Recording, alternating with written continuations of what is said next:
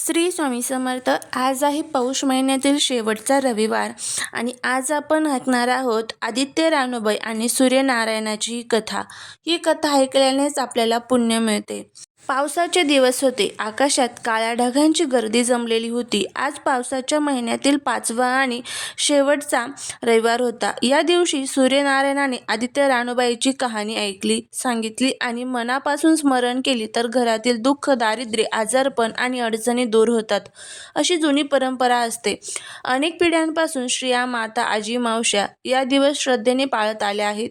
सकाळी लवकर उठून आंघोळ करून स्वच्छ कपडे घालून सूर्याला अर्घ्य देऊन ही कहाणी ऐकण्याची प्रथा होती. फार फार पूर्वीची गोष्ट आहे. एका गावात एक गरीब पण अत्यंत सुसंस्कृत कुटुंब राहत होते. त्या घरात एक स्त्री होती जिला लोक आदित्य रानूबाई म्हणून ओळखत. ती केवळ एका घराची सून किंवा पत्नी नव्हती, तर श्रद्धा, संयम आणि सूर्यभक्ताची जिवंत प्रतिमा होती. तिचे आयुष्य फार कष्टाचे होते. नवरा कष्टकरी, उत्पन्न अल्प आणि संसार मोठा.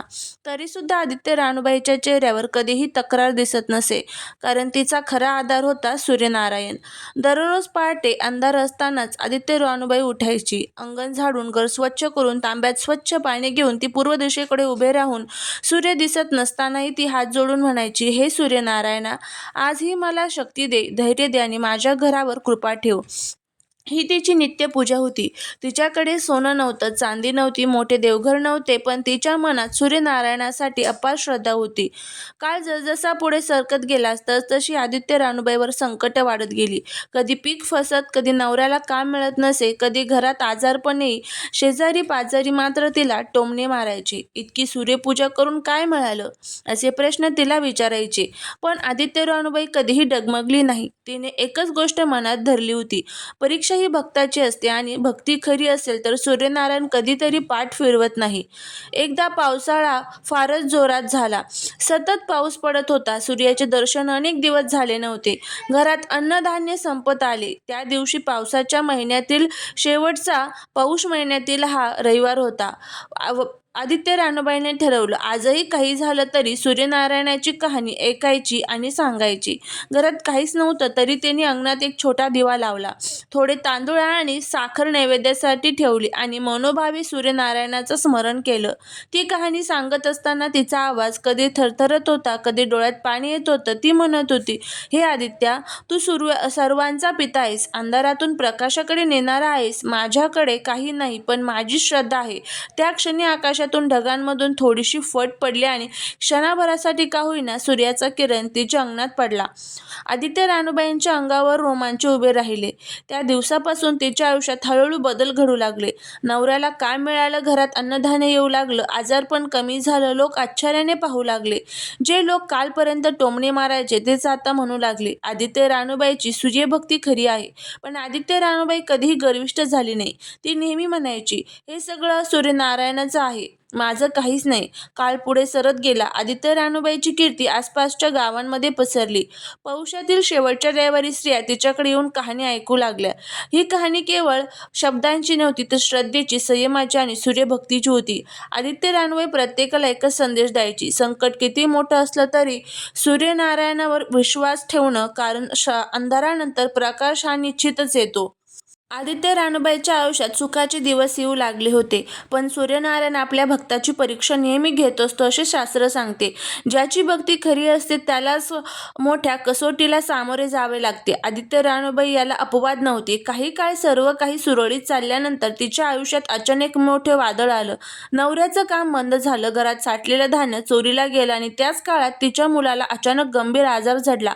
घरात अनेकदा आनंदाऐवजी चिंता आणि भीती पसरली. दिवसेंदिवस औषधांचा खर्च वाढत गेला, पण उत्पन्नाचे साधन काहीच उरलं नव्हतं. शेजारी पाजारी पुन्हा कुजबुजू लागले.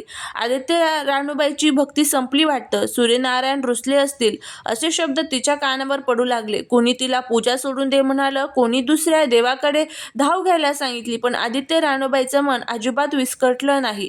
ती मनात म्हणाली, सूर्यनारायण, जर मला परीक्षेत टाकत असताल तर त्यामागे काहीतरी मोठं कारण नक्कीच आहे. दररोज मी अधिक श्रद्धेने सूर्याची उपासना करू लागेल आणि पौषातील सूर्य दिसत नसतानाही ती पूर्व दिशेकडे उभे राहून अर्घ्य द्यायची. तिच्या ओठांवर एकच नाम असायचं, आदित्य. घरात अन्न कमी होतं, पण तिने कधीही सूर्यपूजा सोडली नाही. एक दिवस पावसाळ्यातील 5 आणि शेवटचा रविवार पुन्हा आला. आदित्य रानूबाईच्या आयुष्यातील हा दिवस फार महत्त्वाचा ठरणार होता. त्या दिवशी घरात अक्षरशः काहीच नव्हतं. ना भाजी, ना भाकरी, ना दूध. मुलगा आजाराने व्याकुळ होता. तरीसुद्धा आदित्य रानूबाईंनी ठरवलं, आजची कहाणी मी नक्की सांगणार. तिने शेजाऱ्यांकडून थोडेसे तांदूळ मागितले, घरात उरलेली थोडीशी साखर काढली आणि सूर्यनारायणासमोर नैवेद्य ठेवला. कहाणी सुरू करताना तिचा कंठ दाटून आला. डोळ्यातून अश्रू येत होते, पण मनात तक्रार नव्हती. ती म्हणत होती, हे सूर्यनारायणा, आज माझ्याकडे काहीच नाही, पण माझी श्रद्धा अजून जिवंत आहे. जर माझ्या भक्तीत काही कमी असेल तर मला शिक्षा दे, पण माझ्या लेकराला वाचव. हे शब्द म्हणताच ती अक्षरशः रडू लागली. तिचं रडणं हे दुःखाचं नव्हतं, तर पूर्णपणे समर्पणाचं होतं. त्या क्षणी एक अद्भुत घटना घडली. ढगांनी भरलेल्या आकाशात अचानक तेजस्वी प्रकाश पसरला. पावसाचा जोर कमी झाला आणि क्षणाभरासाठी सूर्याचा तेजस्वी किरण थेट आदित्य रानूबाईच्या अंगणात पडला. आसपासच्या लोकांनी हे दृश्य पाहिलं आणि सगळे स्तब्ध झाले. आदित्य रानूबाईला असं वाटलं जणू सूर्यनारायण स्वतः तिच्याशी बोलत आहेत. तिच्या मनात एक आवाज घुमला, भक्ती ही मागण्यासाठी नसते, ती विश्वासासाठी असते. त्या दिवसापासून परिस्थिती हळूहळू बदलू लागली. मुलाची तब्येत सुधारू लागली, औषधांचा परिणाम दिसू लागला, नवऱ्याला पुन्हा काम मिळालं. पण यावेळी काम अधिक चांगलं आणि कायमस्वरूपी होतं. घरात पुन्हा समृद्धी येऊ लागली. शेजारी पाजारी जे आधी टोमणे मारत होते, ते आता आदित्य रानूबाईच्या पायावर डोके ठेवून आशीर्वाद मागू लागले.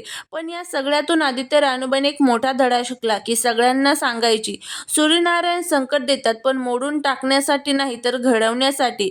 तिच्या मते पावसाळ्यातील शेवटचा पौष महिन्यातील हा रविवार केवळ एक व्रत नव्हतं, तर श्रद्धेची परीक्षा होती.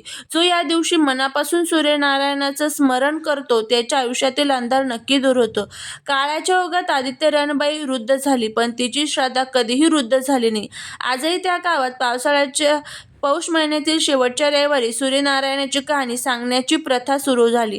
स्त्रिया एकत्र जमतात, दिवा लावतात, नैवेद्य ठेवतात आणि आदित्य रानूबाईच्या नावाने सूर्यनारायणाचे स्मरण करतात.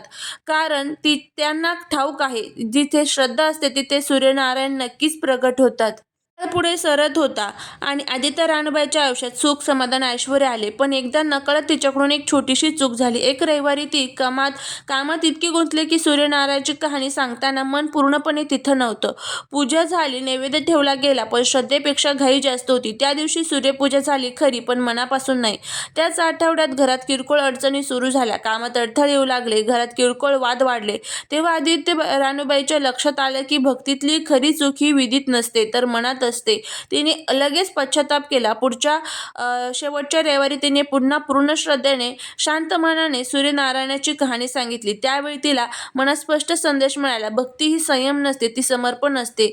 त्या दिवसापासूनच आदित्य रानूबाईने कधीही घाईघाईत दिखाव्यासाठी किंवा केवळ प्रथेसाठी पूजा केली नाही. सूर्यनारायणाचा विश्वास अधिक दृढ झाला. तिच्या घरात शांती, समाधान आणि स्थिरता नांदू लागली. आजही शेवटच्या रविवारी आला की ही कहाणी सांगितली जाते, कारण या कहाणीचा अर्थ एकच आहे, सूर्यनारायण प्रकाश देतात, पण तो प्रकाश मिळवण्यासाठी श्रद्धा, संयम आणि शुद्ध मन आवश्यक असते. जर तुम्हाला जो मनापासून सूर्यनारायणाचं स्मरण करतो, जो अडचणीही श्रद्धा सोडत नाही, त्यांच्या आयुष्यातील अंधार कधीही दाट असला तरी प्रकाश नक्की येतो. तर अशी ही सूर्यनारायण आणि आदित्य रानूबाईची कहाणी संपूर्ण. श्री स्वामी समर्थ.